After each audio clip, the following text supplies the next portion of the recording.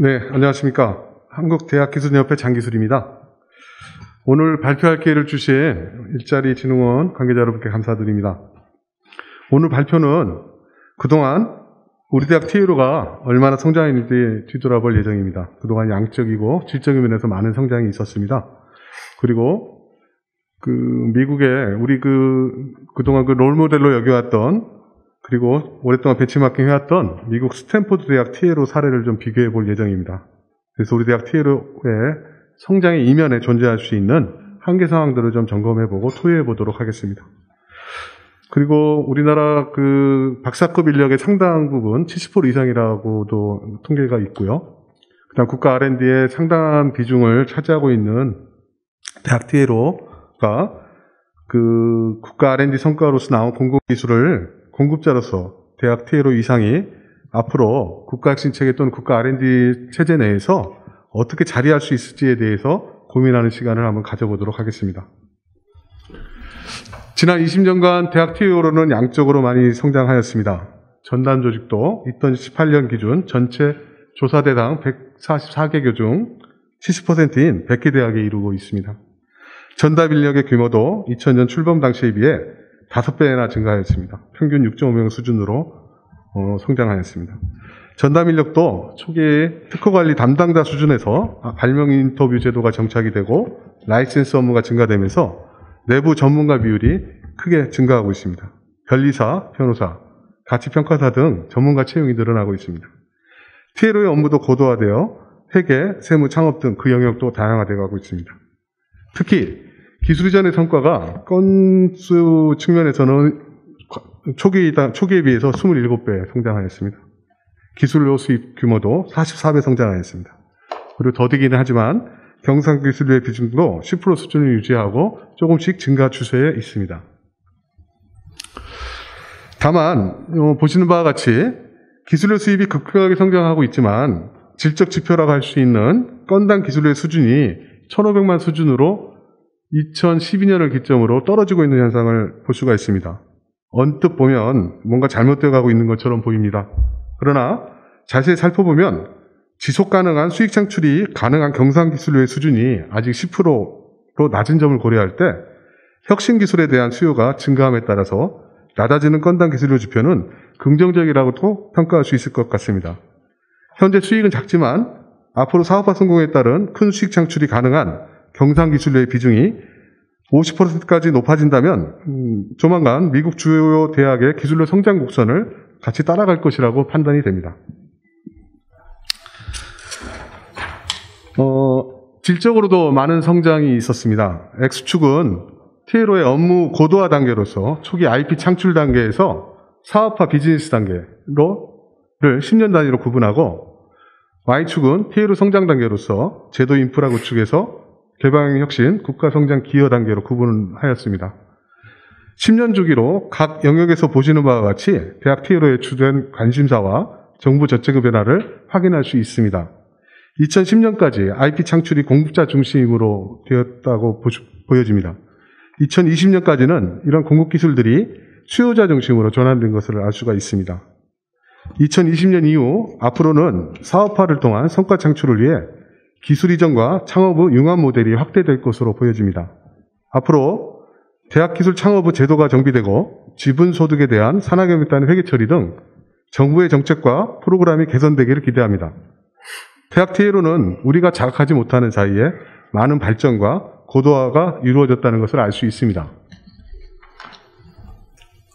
자, 이러한 발전에도 불구하고 대학 TA로의 20년을 돌아보면 5가지 정도의 성장 한계 포인트가 있다고 생각이 됩니다. 첫 번째, 정부 주도형 육성 정책에 부응하여 성장을 하였지만 대학 간 양극화가 초래되고 심화되어 가고 있습니다. 두 번째, 단기 성과 중심의 순위 경쟁에 매몰되어 TA로의 역할과 기능에 대한 철학적 고찰을 하지 못하였습니다. 세 번째, 정부 사업의 성과평가가 정량 중심의 치우침에 따라서 단기간 대형 성과에 집중되고 있습니다. 경상기술료 등 장기적이고 지속가능한 성과 창출에 미흡한 측면이 있습니다. 네 번째, 정부 R&D의 정량 중심 성과평가는 실적률 특허를 증가시켰습니다. 그리고 연구자 중심의 보상체계는 TLO의 자립화를 지연시키고 있습니다. 다음에 5번째입니다. 대학 기술과 관련, 사업화 관련 법령 및 정책이 여러 부처에 파편화되어 있습니다. 이는 대학 현장의 혼란과 중복 투자의 함정에 빠져 있는 것이라고 판단이 됩니다. 뒤에서 하나씩 살펴보도록 하겠습니다. 첫 번째, 대학 간 양극화입니다. 보시는 바와 같이 대학 TLO는 정부 여러 부처의 지원 사업과 함께 성장하였습니다. 다만 지원 사업에 선정된 대학과 그렇지 못한 대학 간 양극화가 심화되어 가고 있습니다. 양극화 문제와 더불어 대학들 스스로 투자할 여력이 없어서 정부 재정 지원에 대부분의 대학들이 의존하고 있는 현상이 의존하고 있습니다. 그래서 그 표에서 보시는 바와 같이 2010년까지는 선도 TLO 사업이라고 해서 부처 통합 사업이 유지되어 있었습니다. 그래도 많은 대학들이 지원을 통해서 성장을 유지할 수 있었습니다. 그리고 선도 TLO 사업을 지원받지 못한 후발 대학들은 이 TLO 사업이라고 해서 선도 대학의 노하우와 제도 인프라를 배울 수 있는 기회가 있었습니다. 그러나 2010년 이후에 부처별로 사업이 분리되었습니다. 그리고 과기부 대학경영예술 경영지원사업, 교육부의 브릿지 사업, 기타 사업들이 분리가 되면서 수혜 대학의 수가 줄어들었고요. 대학 스스로 노력을 회피하면서 양극화가 심화되어 가고 있다고 판단이 됩니다. 정부의 정책적 관심이 필요한 시점이라고 보여집니다. 우리나라 공공 R&D 정책의 상당 부분을 대학 R&D가 담당하고 있습니다. 또한 3책 50 정책에 따라서 수도권 대학과 지방대학 간 경쟁을 회피하고 있습니다.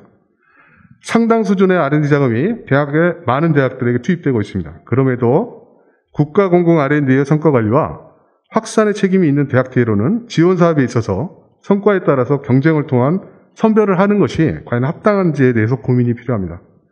대학 TLO 지원 사업은 국가 공공 R&D 정책과 마찬가지로 선별적 지원이 아닌 보편적 지원 정책으로 변화되어야 합니다.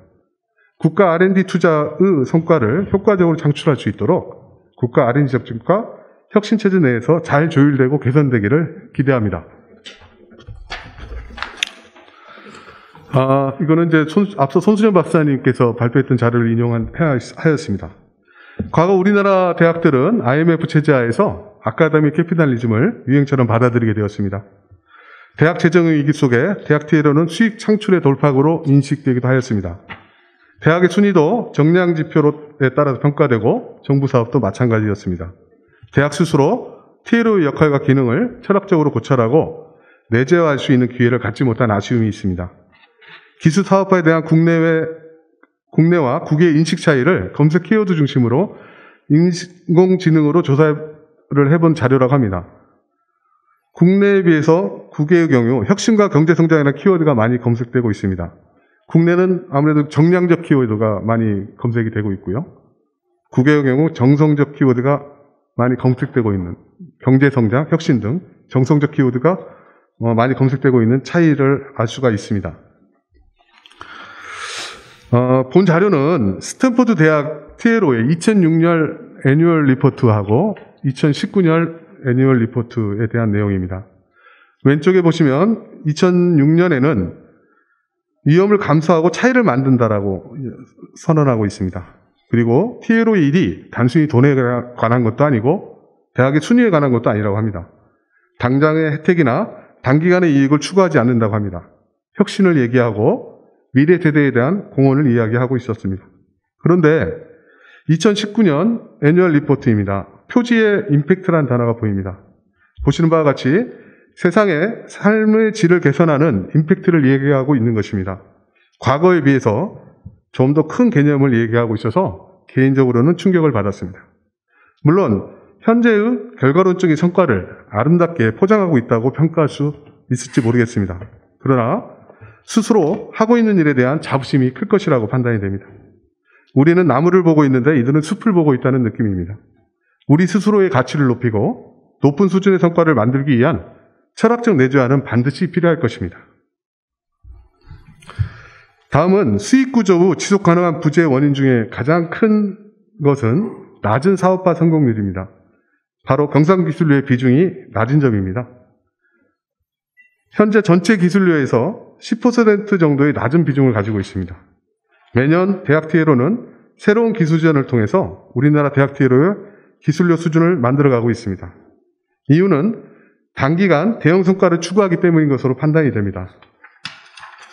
이러다 보니 기술 이전의 형태도 전용 CC 또는 양도의 비중이 대부분을 차지하고 있습니다. 바로 지속 가능한 형태의 수익 구조를 개선하기가 어렵게 되어가고 있다는 것입니다. 이것은 경상 로얄티 자체를 부채로 인식하고 선급 기술료를 높게 주더라도 양도를 선호하는 우리나라 기업 문화도 한몫하고 있다고 생각합니다. 스탠포드 대학의 2019 애뉴얼 리포트 기술료 자료입니다. 오른쪽에 보시면 2019년도에 875개의 기술에서 10달러부터 1650만 달러 수준의 로얄티 수입이 있었다고 합니다. 10억 이상은 5건, 1억 이상은 49건입니다.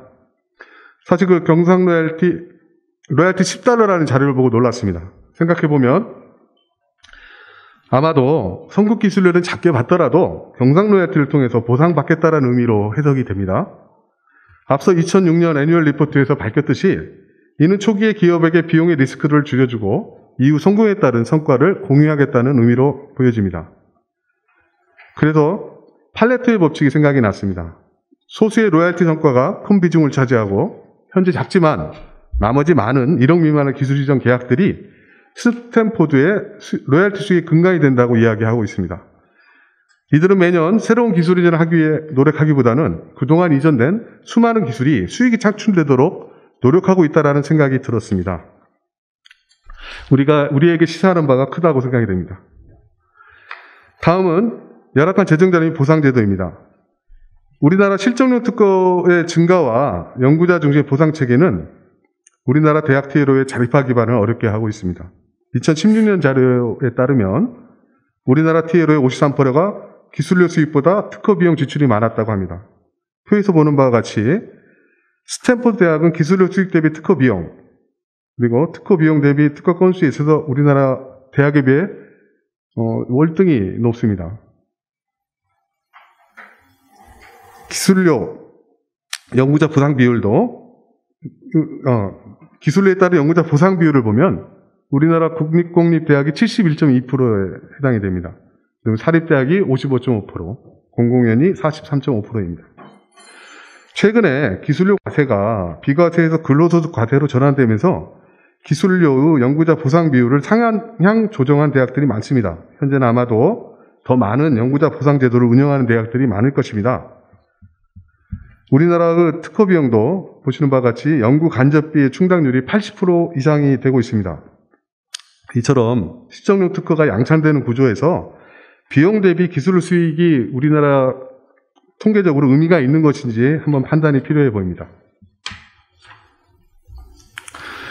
실적용 특허와 관련해서 우리나라 대학 TA로가 미국 대학들하고 많이 비교되고 있습니다. 우리나라 대학은 미활용 특허 활용에 대한 내부의 압박도 받고 있습니다. 미활용 특허에 대한 정의도 모호합니다. 2019년 스탠포드 자료에 따르면 스탠포드 대학도 특허 출원 비용에 대한 고민이 있는 것으로 보여집니다. 그런데 상당 부분의 발명들을 특허 출원하지 않은 상태에서 라이센스하고 있다고 얘기하고 있습니다. 대부분의 연구 성과를 특허화하고 있는 우리 상황과는 좀 대비되는 지점이라고 할 수 있겠습니다. 다만 보시는 그래프에서 빨간색 시선을 보시면 산업체 등의 스폰서가 있는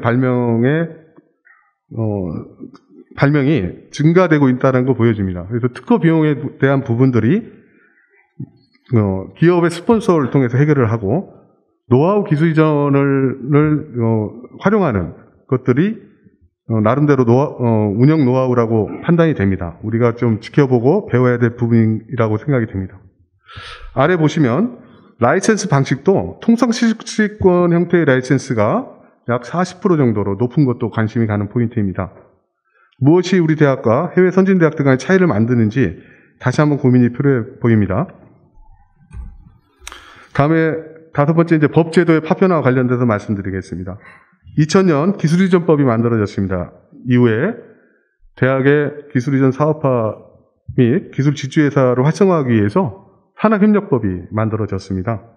그래서 현재 많은 대학 R&D와 TA로 지주회사 관련 법령이 보시는 것처럼 여러 부처에서 파편화되어서 운영이 되고 있습니다. 정부의 정책 및 지원 사업이 부처에 따라서 달라질 수밖에 없는 구조적 한계점이 있습니다. 현재는 실험시 창업도 활성화되고 있습니다. 그러나 실험시 창업의 근간이 되는 법령은 97년에 만들어진 벤처기업법, 이것이 일몰 법령인데 계속 연장돼서 가고 있습니다. 조만간 일몰되게 되면 새롭게 또 법제화해야 되는 이슈들이 있습니다.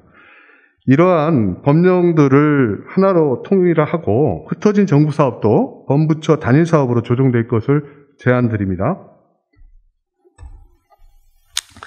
자, 그 다음에는 대학 퇴로 이상과 관련해서 2014년 미국 AUTM 자료를 보겠습니다. 대학 퇴로가 그동안 사람과 사회, 경제에 기여한 성과를 정리한 자료입니다. GDP 측면에서의 기여도, 기업의 총 매출에 대한 기여도, 창업에 따른 고용 유발 효과 등을 정리하여 발표하고 있습니다. 앞으로 우리 대학도 단순히 기술료 수입이라는 정량 수준에서 대학 순위를 경쟁하기보다는 장기적인 관점에서 대학의 혁신체제 안에서 그 성과가 논의될 수 있어야 하겠습니다. 자, 마지막으로 앞으로 우리 대학 TLO 역할을 세 가지 정도로 한번 정리를 해보겠습니다. 앞으로 대학 TLO가 기술의 양적 경쟁 수단으로서 단순히 대학 순위 경쟁의 보조적 장치로 머물 것인지, 세상의 가치 창출과 혁신을 통한 국가 기술 경쟁력 향상, 국가 경제 발전 등 공공이익과 국가 혁신을 위한 조직으로 확대 성장할 것인지, TLO의 존재 이유와 철학 가치에 대해서 고민이 필요할 것입니다. 두 번째, 대학에서 이전된 기술의 사업화 성공으로 경상 로열티 수입이 증대될 것입니다. 대학 기술 창업 또한 성공 사례가 축적됨에 따라 매출 증대, 고용 창출 등 국가 경제 시스템 내에서 논의될 수 있는 지표들이 만들어지고 있습니다. 국가 혁신 전략과 국가 경제 시스템 내에서 대학 TLO 이상이 높아지고 평가받기를 기대합니다. 세 번째, 정부 주도형 대학 정책도 획일적인 운영 목표를 제시하기보다는 대학에 좀 자율성을 부여하고 파편화된 정부 사업도 범부처 형태로 전환될 필요가 있습니다. 대학은 스스로 패러다임 변화를 통해 단기적인 성과보다 장기적인 관점에서 한국형 기술사업화 모델을 구축하여야 할 것입니다. 이상 대학 TLO의 역할을 좀 말씀드렸습니다. 앞으로 큰 성과가 있기를 기대합니다. 경청해 주셔서 감사합니다.